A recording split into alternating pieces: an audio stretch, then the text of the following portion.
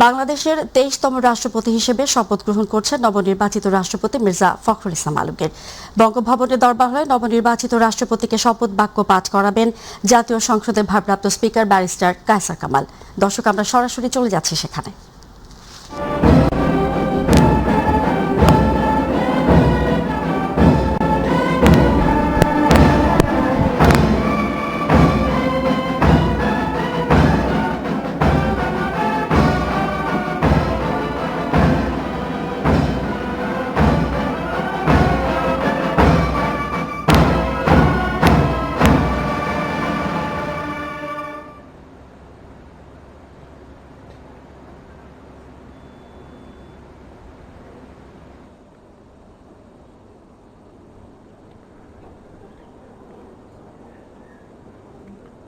বিসমিল্লাহির রহমানির রহিম।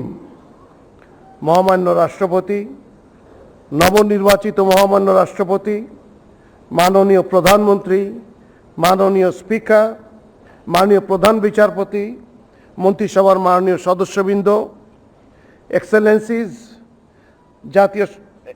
জাতীয় সংসদের মাননীয় সদস্যবৃন্দ, সম্মানিত সুধীমণ্ডলী, আসসালামু আলাইকুম and a very good evening to you all. শপথ অনুষ্ঠান শুরু করার জন্য মহামান্য রাষ্ট্রপতির সানুগ্রহ অনুমতি প্রার্থনা করছি। অনুষ্ঠানের শুরুতে পবিত্র কোরআন থেকে তেলাওয়াত করবেন মাওলানা মোহাম্মদ সাইফুল কাবির, পেশ ইমাম, বঙ্গভবন জামে মসজিদ।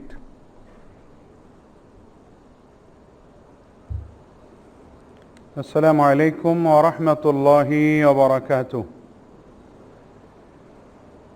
أعوذ بالله من الشيطان الرجيم.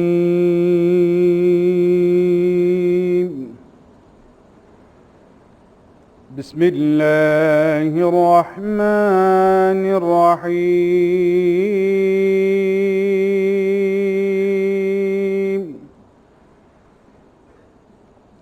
إن الذين يبايعونك إنما يبايعون الله يد الله فوق أيديهم فمن نكث فإنما ينكث على نفسه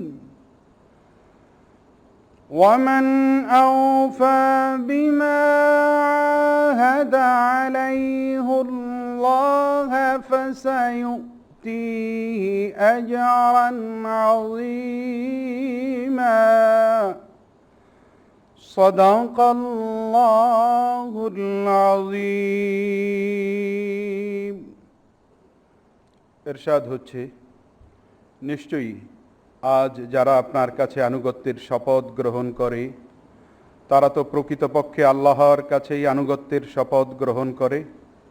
আল্লাহর হাত তাদের হাতের উপর রয়েছে।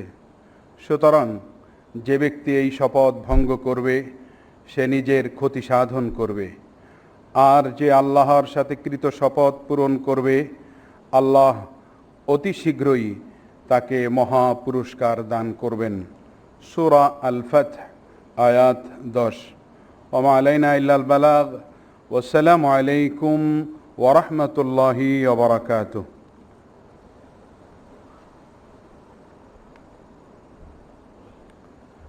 সম্মানিত সুধীবৃন্দ, অনুষ্ঠানের প্রারম্ভে আমি সশ্রদ্ধ চিত্তে স্মরণ করছি মহান মুক্তিযুদ্ধের শহীদ, বীর মুক্তিযোদ্ধা ও নিগৃহীতা মা বোনদের। গভীর শ্রদ্ধায় স্মরণ করছি মহান স্বাধীনতার ঘোষক শহীদ রাষ্ট্রপতি জিয়াউর রহমানকে। শ্রদ্ধা জানাই গণতন্ত্রের আপসীন নেত্রী, বাংলাদেশের 3 বারের সাবেক প্রধানমন্ত্রী বেগম খালেদা জিয়াকে, যিনি বাংলাদেশের প্রথম নারী প্রধানমন্ত্রী হিসেবে দেশের সংসদীয় গণতন্ত্রের অগ্রযাত্রায় গুরুত্বপূর্ণ ভূমিকা রেখেছেন। শ্রদ্ধাভরে স্মরণ করছি জুলাই গণ অভ্যুত্থানে যারা শহীদ হয়েছেন, গণ অভ্যুত্থানে যারা আহত হয়েছেন, তাদের আরোগ্য কামনা করছি। সম্মানিত সুধীবৃন্দ, নির্বাচন কমিশন সচিবালয়ের 20 আগস্ট 2026 তারিখের 332 নম্বর প্রজ্ঞাপন অনুযায়ী রাষ্ট্রপতি নির্বাচন আইন 1991 এর ধারা 7 এবং রাষ্ট্রপতি নির্বাচন বিধিমালা 1991 এর বিধি 12 এর উপবিধি 6 অনুসারে মির্জা ফখরুল ইসলাম আলমগীর গণপ্রজাতন্ত্রী বাংলাদেশের রাষ্ট্রপতি পদে নির্বাচিত হয়েছেন। এখন আমি অনুগ্রহপূর্বক শপথ পাঠ পরিচালনা করার জন্য মাননীয় স্পিকারকে এবং অনুগ্রহপূর্বক শপথ গ্রহণের জন্য নবনির্বাচিত মহামান্য রাষ্ট্রপতিকে বিনীত অনুরোধ জানাচ্ছি।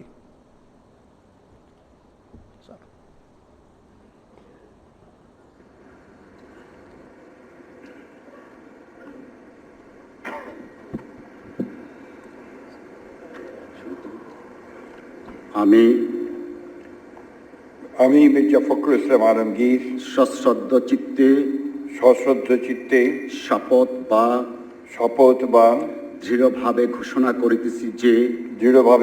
করিতেছি যে আমি আইন অনুযায়ী বাংলাদেশের রাষ্ট্রপতি পদের কর্তব্য বিশ্বস্ততার সহিত পালন করিব। আমি বাংলাদেশের প্রতি অকৃত্রিম বিশ্বাস ও আনুগত্য পোষণ করিব। আমি সংবিধানের রক্ষণ সমর্থন ও নিরাপত্তা বিধান করিব এবং আমি ভীতি বা অনুগ্রহ অনুরাগ বা বিরাগের বশবর্তী না হইয়া সকলের প্রতি আইন অনুযায়ী যথাবিহিত আচরণ করিব। ধন্যবাদ।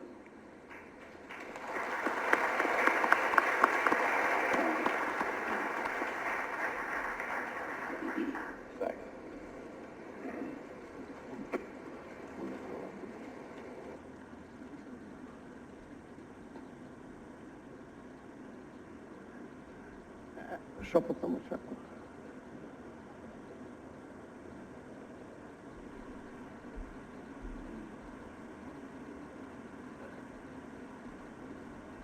এখন শপথনামায় স্বাক্ষর করছেন মহামান্য রাষ্ট্রপতি এবং তা সত্যায়ন করবেন মাননীয় স্পিকার।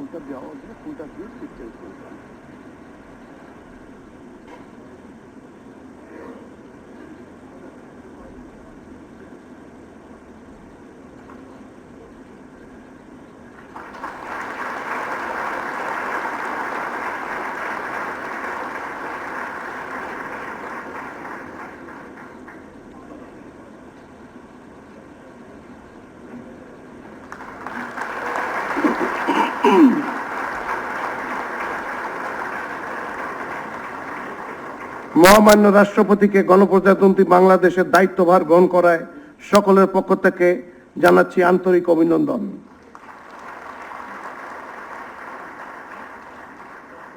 এ পর্যায়ে মাননীয় স্পিকার এবং মাননীয় ডেপুটি স্পিকারকে অতিথি সারিতে তাদের নির্ধারিত আসন গ্রহণের জন্য সবিনয় অনুরোধ জানাচ্ছি।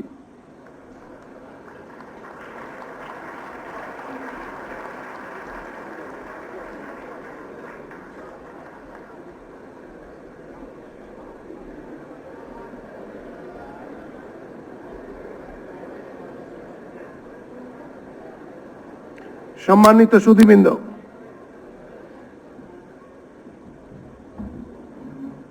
এখন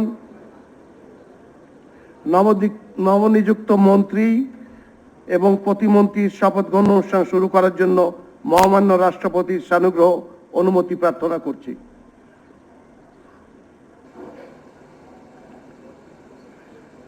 সম্মানিত সুধীবৃন্দ, আমি এখন গণপ্রজাতন্ত্রী বাংলাদেশের সংবিধানের 56 অনুচ্ছেদের 2 দফা অনুযায়ী রাষ্ট্রপতি কর্তৃক গণপ্রজাতন্ত্রী বাংলাদেশ সরকারের মন্ত্রী পদে নিয়োগপ্রাপ্ত ব্যক্তিগণের নাম ঘোষণা করছি। মন্ত্রী পদে ডক্টর আব্দুল মঈন খান এমপি, জনাব এম রশিদুজ্জামান মিল্লাত এমপি, জনাব সাচিং প্রু এমপি, জনাব আন্দালিব রহমান এমপি। নবযুক্ত মাননীয় মন্ত্রীগণকে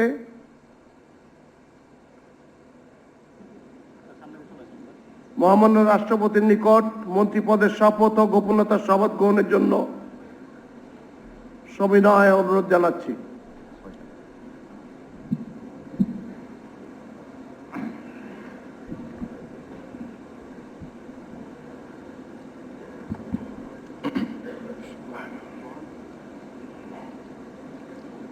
আমি এম রশিদুজ্জামান মিল্লাত সশ্রদ্ধ চিত্তে শপথ বা দৃঢ়ভাবে ঘোষণা করিতেছি যে আমি আইন অনুযায়ী সরকারের মন্ত্রী পদের কর্তব্য বিশ্বস্ততার সহিত পালন করিব। আমি বাংলাদেশের প্রতি অকৃত্রিম বিশ্বাস ও আনুগত্য পোষণ করিব। আমি সংবিধানের রক্ষণ সমর্থন ও নিরাপত্তা বিধান করিব। এবং আমি ভীতি বা অনুগ্রহ অনুরাগ বা বিরাগের বশবর্তী না হইয়া সকলের প্রতি আইন অনুযায়ী যথাবিহিত আচরণ করিব। এবার নবযুক্ত মাননীয় মন্ত্রীগণকে গোপনীয়তা শপথ পাঠ পরিচালনা করার জন্য মহামান্য রাষ্ট্রপতিকে বিনীত অনুরোধ জানাচ্ছি। আমি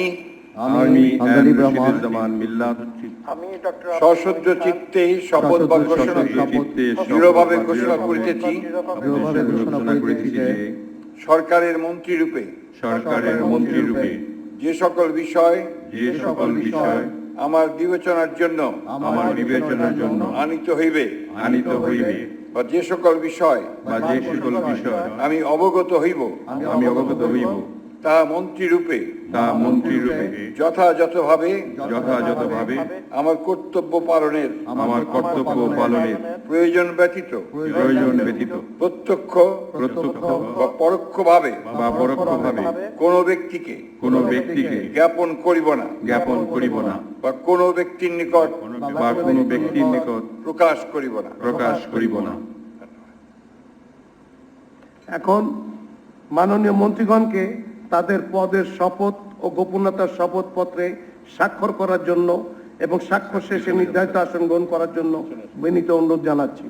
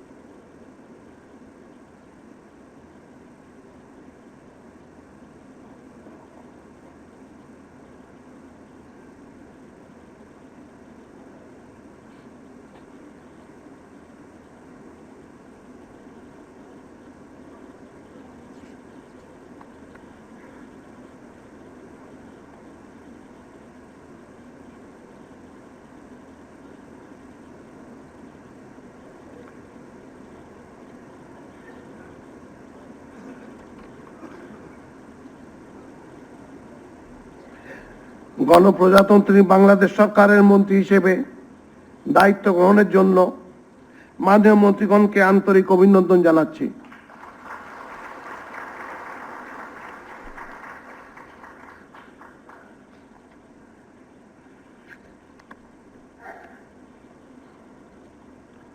সম্মানিত সুধীবৃন্দ, আমি এখন গণপ্রজাতন্ত্রী বাংলাদেশের সংবিধানের 56 অনুচ্ছেদের 2 দফা অনুযায়ী রাষ্ট্রপতি কর্তৃক গণপ্রজাতন্ত্রী বাংলাদেশ সরকারের প্রতিমন্ত্রী পদে নিয়োগপ্রাপ্ত ব্যক্তিগণের নাম ঘোষণা করছি। জনাব হুমায়ুন কবির,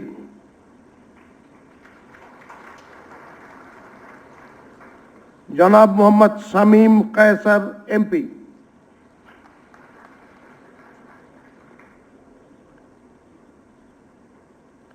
নবনিযুক্ত মাননীয় প্রতিমন্ত্রীগণকে মহামান্য রাষ্ট্রপতির নিকট প্রতিমন্ত্রীর পদের শপথ ও গোপনতার শপথ গ্রহণের জন্য সবিনয় অনুরোধ জানাচ্ছি।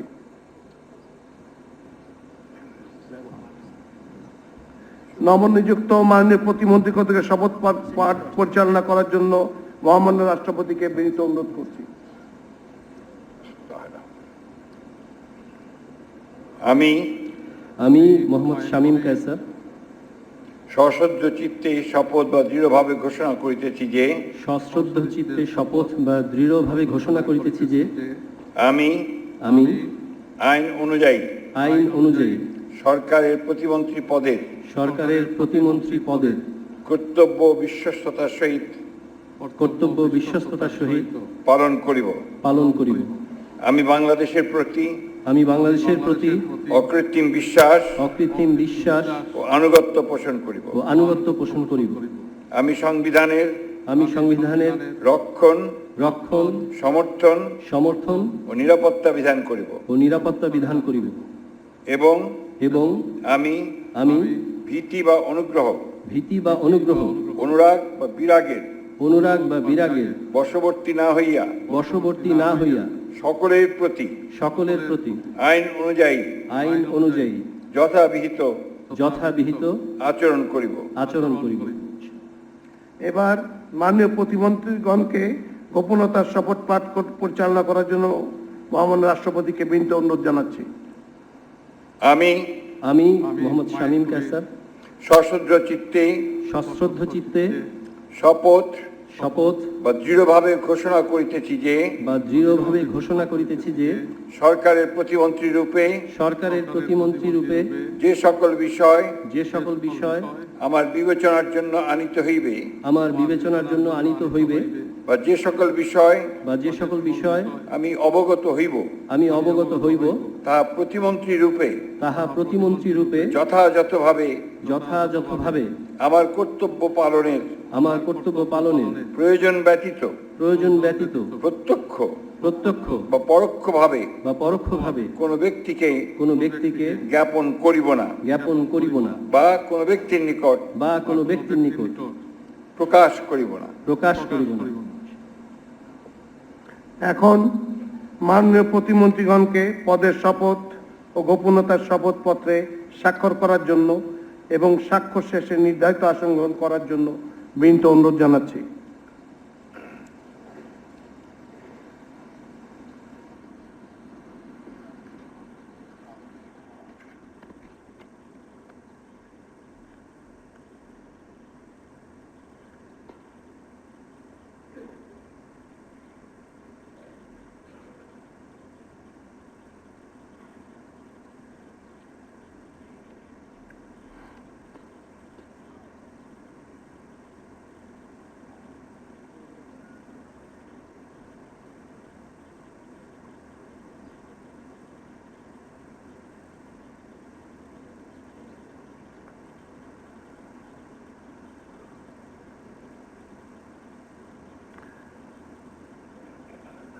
গণপ্রজাতন্ত্রী বাংলাদেশ সরকারের প্রতিমন্ত্রী হিসেবে দায়িত্ব গ্রহণের জন্য মাননীয় প্রতিমন্ত্রীগণকে আন্তরিক অভিনন্দন জানাচ্ছি।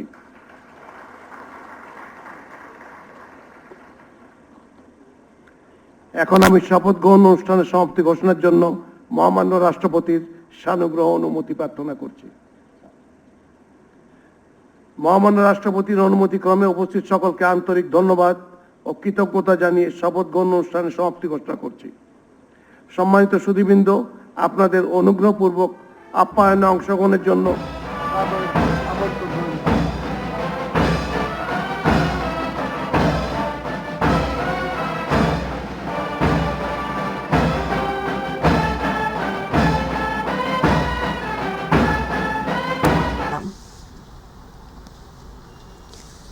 বিএনপি প্রতিষ্ঠাতা ও সাবেক রাষ্ট্রপতি জিয়াউর রহমান এবং সাবেক প্রধানমন্ত্রী খালেদা জিয়ার সমাধিতে শ্রদ্ধা নিবেদন করেছেন নবনির্বাচিত রাষ্ট্রপতি মির্জা ফখরুল ইসলাম আলমগীর।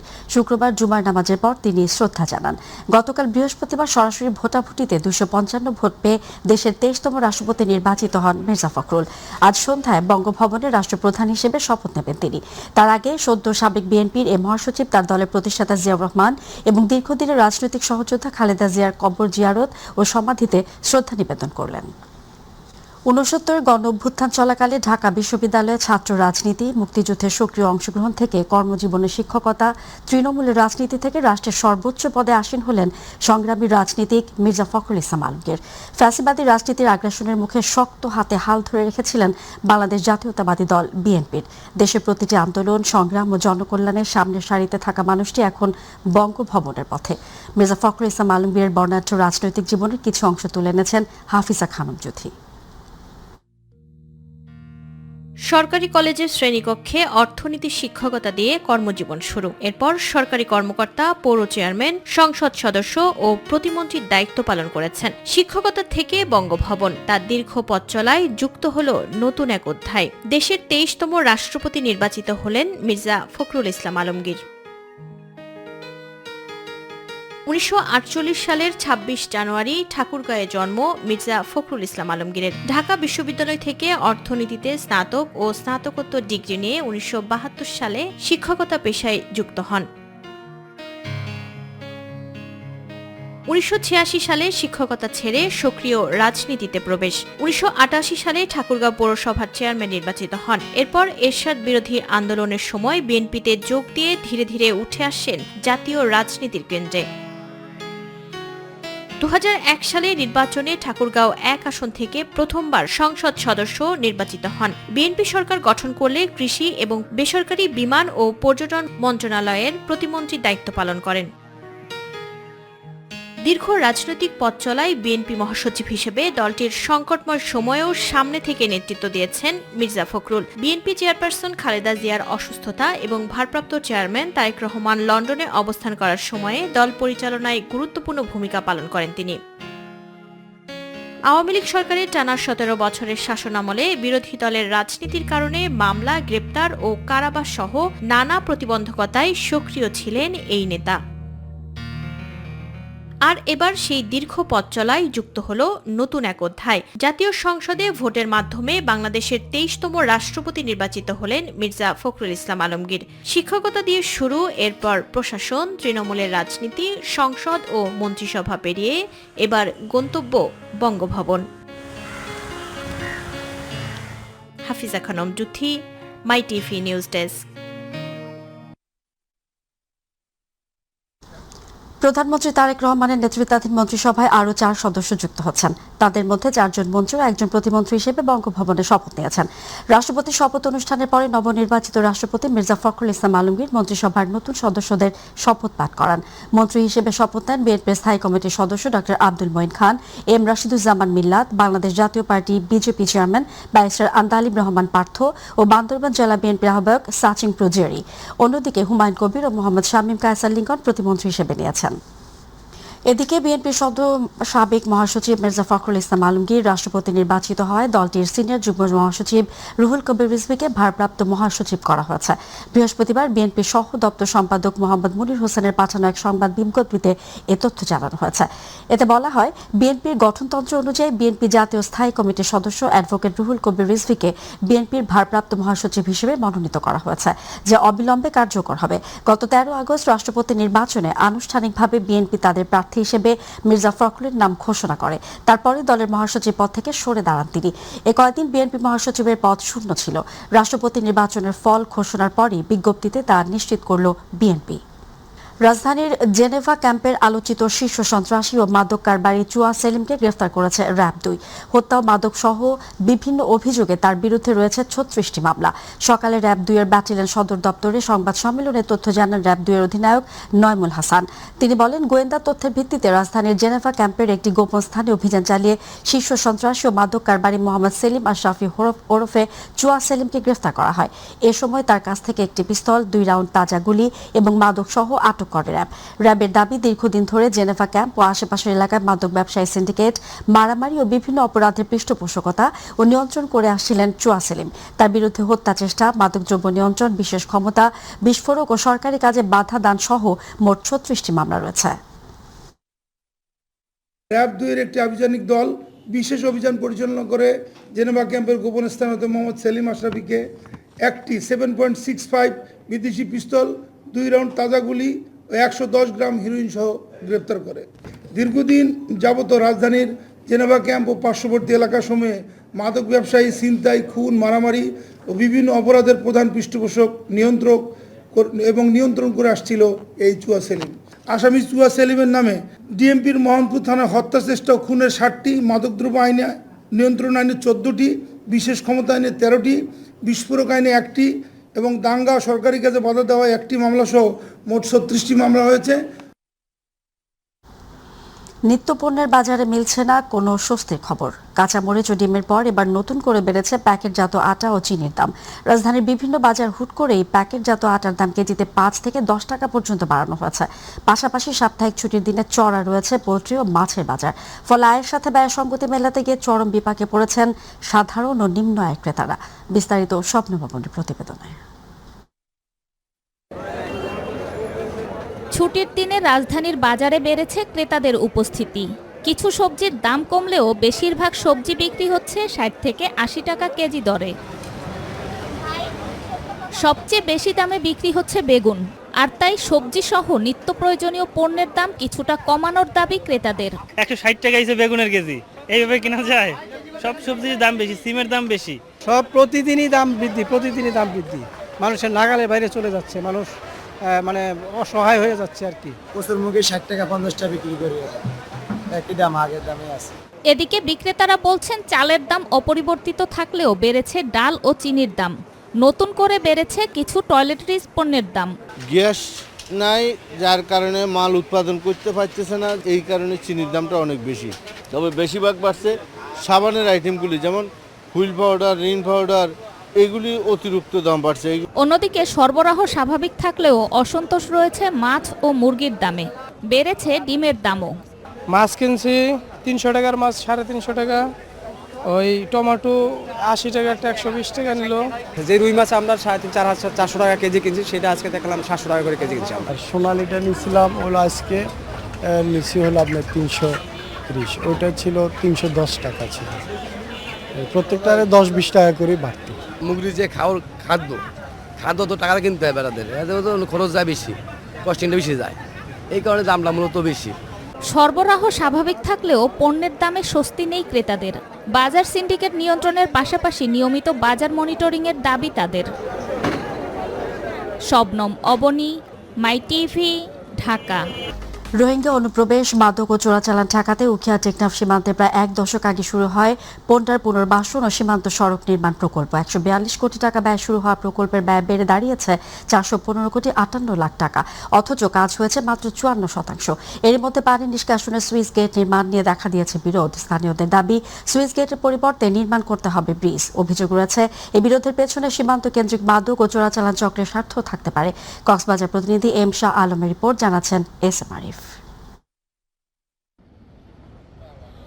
নাফ নদী, এক পাশে বাংলাদেশ, অন্য পাশে মায়ানমার। প্রায় 60 কিলোমিটার সীমান্ত জুড়ে নিরাপত্তা জোরদার করতে 2017 সালে শুরু হয় পোল্ডার পুনর্বাসন সীমান্ত সড়ক নির্মাণ প্রকল্প। প্রাথমিকভাবে প্রকল্পটির ব্যয় ধরা হয়েছিল 142 কোটি টাকা। দফায় দফায় ব্যয় বাড়িয়ে এখন তা দাঁড়িয়েছে 415 কোটি 58 লাখ টাকা। তবে দীর্ঘ সময় পেরিয়ে গেলেও প্রকল্পের অগ্রগতি মাত্র 54%। এলাকার কিছু লোক এই প্রজেক্টগুলা বন্ধ করে দিয়েছে, এই কাজ একদম স্থির রয়েছে বর্তমানে। মাটি কাটার কাজ, বেড়িবাঁধের কাজ কমপ্লিট করে কিছুটা করা হয়েছে। আমরা চাইতেছি যে দ্রুত যাতে এই কাজটা শুরু করা হয়। এরই মধ্যে পানি নিষ্কাশনের জন্য সুইচ গেট নির্মাণকে কেন্দ্র করে দেখা দিয়েছে জটিলতা। স্থানীয়দের অভিযোগ, সুইচ গেট নির্মাণ হলে যোগাযোগ ও পানি চলাচলে সমস্যা তৈরি হতে পারে। গেটের পরিবর্তে ব্রিজ নির্মাণের দাবি তাদের। যদি সীমান্ত সড়কে যদি সুইচ গেট হয় আমাদের এলাকার খুব ক্ষয়ক্ষতি হবে। আমরা সুইচ গেট চাই না, আমরা একটা বড় ব্রিজ চাই। আমাদের এখানে খালের মধ্যে যেটা বাধা দিচ্ছে আমাদের এলাকাবাসী, বাধা দিচ্ছে ওইটা 170 ফুটের কালভার্ট ওরা দিচ্ছে 5 ফিট। যদি এই সুইচ গেট তাড়াতাড়ি করা হয় তাহলে যদি আমাদের কোনো খবর আসে তাহলে আমরা দ্রুত ওই পাশে যাইতে পারি এবং আসতে পারি। নকশা ও পরিকল্পনায় ত্রুটি থাকায় নির্মাণ কাজ বন্ধ রয়েছে বলে জানিয়েছেন স্থানীয় জনপ্রতিনিধি। ঠিকাদার যে এস্টিমেট পেয়েছে, যে প্রাক্কলন পেয়েছে সেইভাবে কাজ করবে। তবে প্রাক্কলনকারীরা যে একটা আত্মঘাতী সিদ্ধান্ত নিয়েছে আমরা সেইটা মানব না, সেজন্য আমরা কাজ করতে দিচ্ছি না। প্রকল্প বাস্তবায়নে দীর্ঘসূত্রিতা নিয়ে উদ্বেগের কথা জানিয়েছেন পানি উন্নয়ন বোর্ডের এই কর্মকর্তা। স্থানীয় প্রশাসন এবং এমপিদের সাথে বসে আমরা জিনিসটা সুরাহা করার চেষ্টা করেছিলাম। আমরা এই বিষয়ে সহায়তার জন্য আমাদের পানি উন্নয়ন বোর্ডের মাধ্যমে পানি সম্পদ মন্ত্রণালয়ে একটি পত্র প্রেরণ করেছি। এখন হচ্ছে যেহেতু আমরা জনগণের সাথে বসে সুরাহা করার চেষ্টা করেছিলাম, তারা বিষয়টা আসলে বুঝতে চাইছে না। আমরা টেকনিক্যাল বিষয়গুলো বোঝানোর চেষ্টা করেছিলাম। এখন এটা নেপথ্যের সমস্যাটা কি এটা আমরা আসলে ঠিক বুঝতে পারছি না। যদি এটা সমাধান না করা যায় তাহলে প্রকল্পের মেয়াদ অলমোস্ট 10 বছর হয়ে যাচ্ছে। প্রকল্পটি বাস্তবায়ন হলে সীমান্তের দুর্গম এলাকায় সড়ক যোগাযোগ সহজ হবে, দ্রুত এসব এলাকায় পৌঁছতে পারবে বিজিবি, বাড়বে সীমান্ত নজরদারি ও অভিযান। SM আরিফ, মাই টিভি। শিশুদের ধাপ বিকাশে 32টি স্কুলের অংশগ্রহণে শুরু হয়েছে 2 দিনব্যাপী বিতর্ক প্রতিযোগিতা ও বিজ্ঞান মেলা। ফুলকুড়ি আসরের আয়োজনে মিরপুরের বাংলাদেশ ইউনিভার্সিটি অফ বিজনেস ও টেকনোলজিতে প্রতিযোগিতার উদ্বোধন করেন বিইউবিটির ভিসি অধ্যাপক শওকত আলী। এ সময় উপস্থিত ছিলেন ফুলকুড়ি আসরের প্রধান পরিচালক মুজাহিদুল ইসলাম সহ অন্যান্যরা। প্রথম দিনে অনুষ্ঠিত হয় বিতর্ক প্রতিযোগিতা। এই প্রতিযোগিতা হচ্ছে 4 রাউন্ডে, দ্বিতীয় দিন হবে বিজ্ঞান মেলা।